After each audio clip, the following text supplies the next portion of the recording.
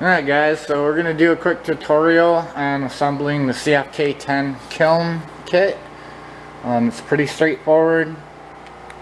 This here is your base. This is the top plate. This is what you set your fire tube in, and then the Shroud Barrel. You got a grate, your passive grate. You got a tool for working the grate, which is right here.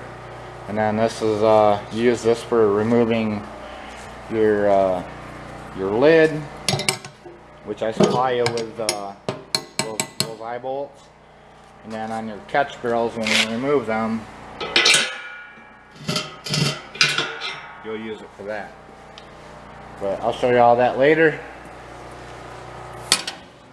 And then we have the fuel cutoff. You're going to put this is new from the original. So this actually slides into the unit. If I got it oriented right. No, I actually don't. I'll show you that later. So that slides into here, and it basically cuts the unit off. Actually, I'll just reposition it. Alright. So your grate actually, back out a minute.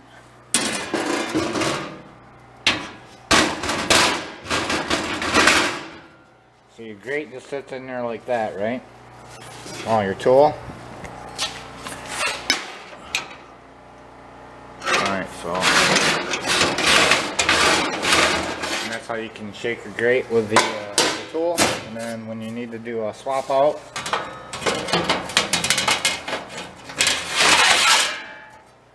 that cuts your fuel off. That way you don't have any drop through while you're transferring your barrels out. These here are your side panels to contain the system. Especially when you are doing a swap out, you don't want ambers blowing around and catching the woods on fire. So you know, we do want you to have this enclosed. And then this here is the removable face panel to fully enclose it.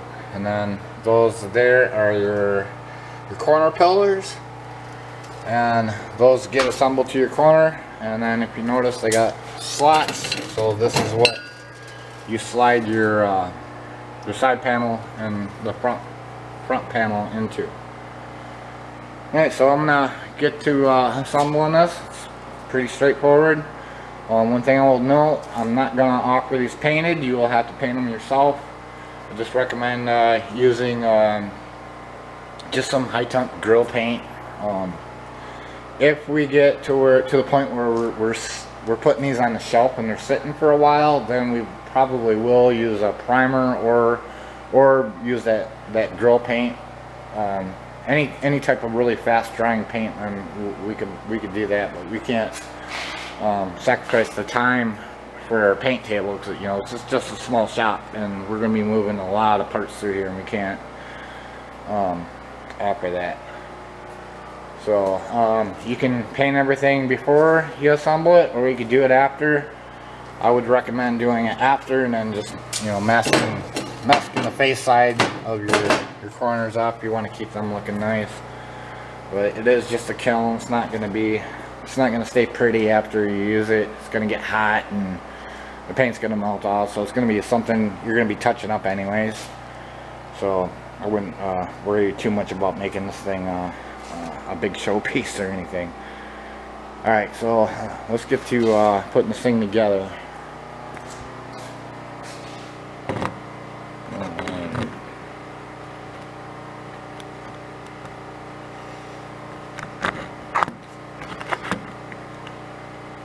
Alright, so I got you guys set up on the welder here.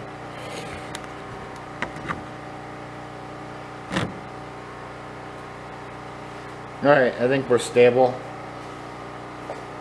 Alright, so this is pretty straightforward.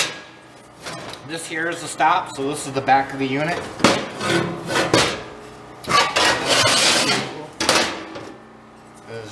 You notice you got two of these slots, so they're going to be to the inside.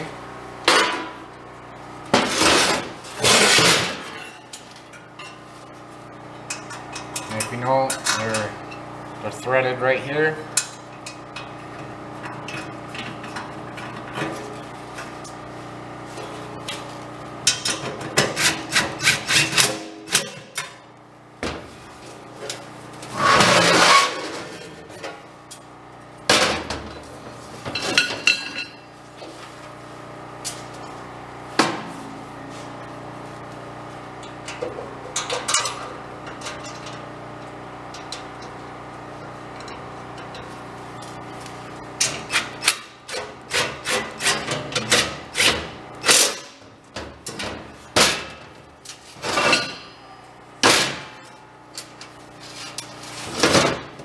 Hopefully this is showing up on camera. If not, I think you get the gist. This is pretty straightforward.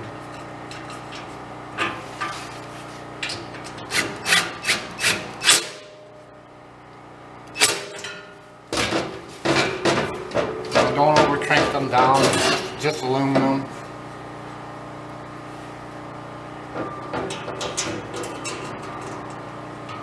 Okay, one revision I've had to make is, hold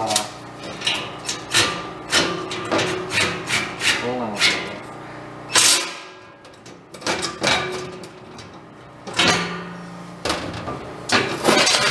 I'll be adding some corner brackets to give this a little more rigidity, integrity. It is a little flimsy without it. I'm going to weld mine. Just to make things go faster for mine. This one's our demo. But I will supply some angle brackets that can bolt in here, and that'll take care of this issue. Alright, so now you're going to install your panels. Slide in.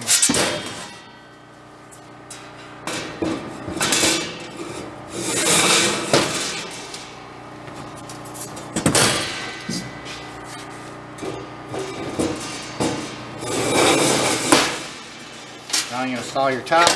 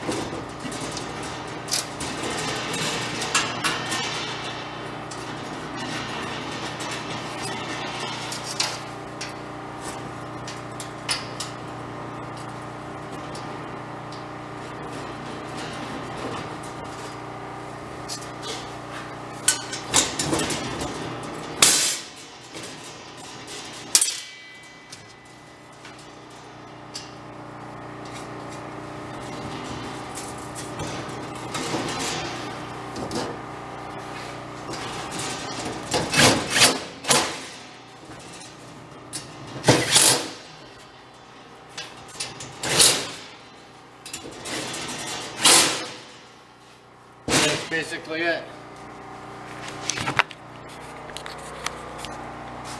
So as you can see, got the grate sitting in here. So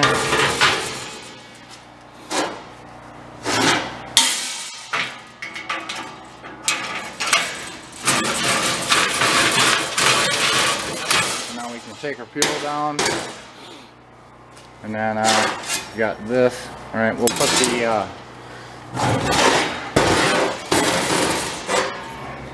face plate in here. Oh.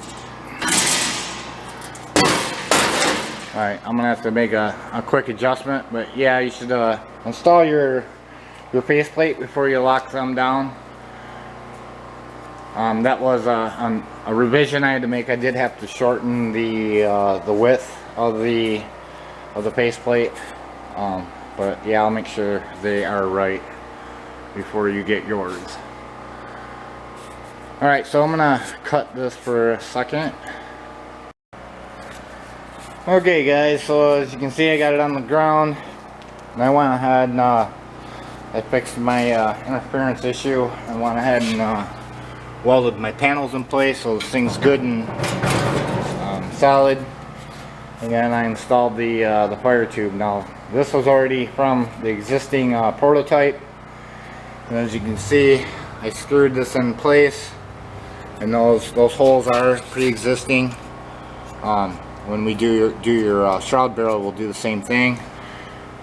These are 1.5 inch holes, and I'll have to get a measurement. But if you notice, you got the rib right here, so it's about 2 inches above this rib. It doesn't have to be real precise, but yeah, you want to be above that rib. This is a 16-gallon, 14-inch diameter drum, and then you'll have the larger, I believe that's a 30-gallon. Yeah, I believe that's a 30-gallon 19-inch drum that will become your shroud barrel. And then these here are the smaller 14-inch barrels. Those are 10-gallon drums that we'll use for the catch barrels. So I'll go ahead and install the shroud.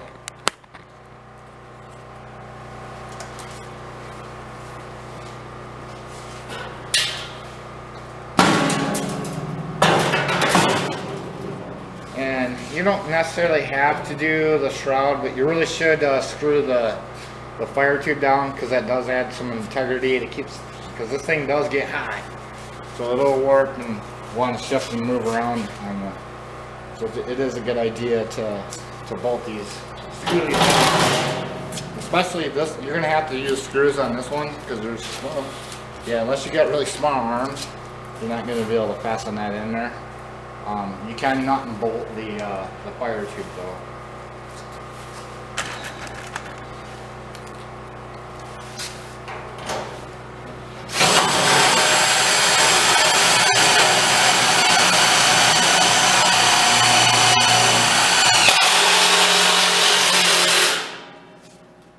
Alright, I'm going to cut this out. It's going to take a bit to do all these. Okay. So now I'll reinstall the grate.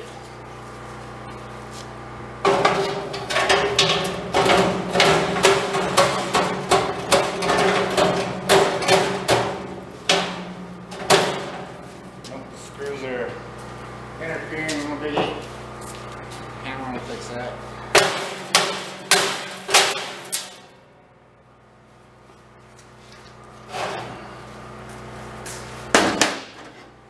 So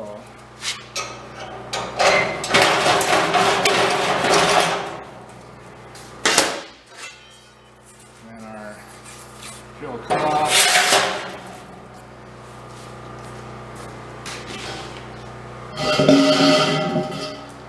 And then your lid for the fire tube.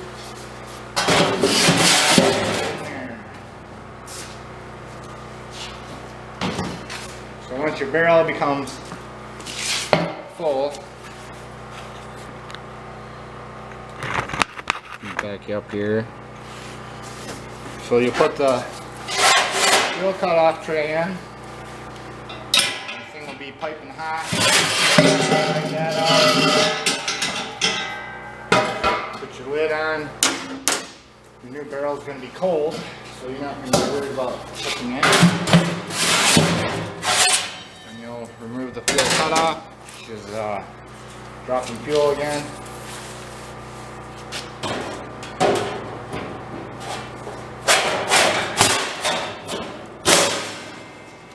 Now your base plate's back on. So this is your air intake. And you can install your shaker. You can just leave that, but it will get hot, so you want to have gloves operating this. Alright, so that is basically it. You can see I got that fastened, so this is a complete unit. I'm probably just going to go out and demo this. I'll put some paint on it later. I'm not too worried about getting paint on this thing. So that is the basic tutorial to build this. Alright, thanks for watching.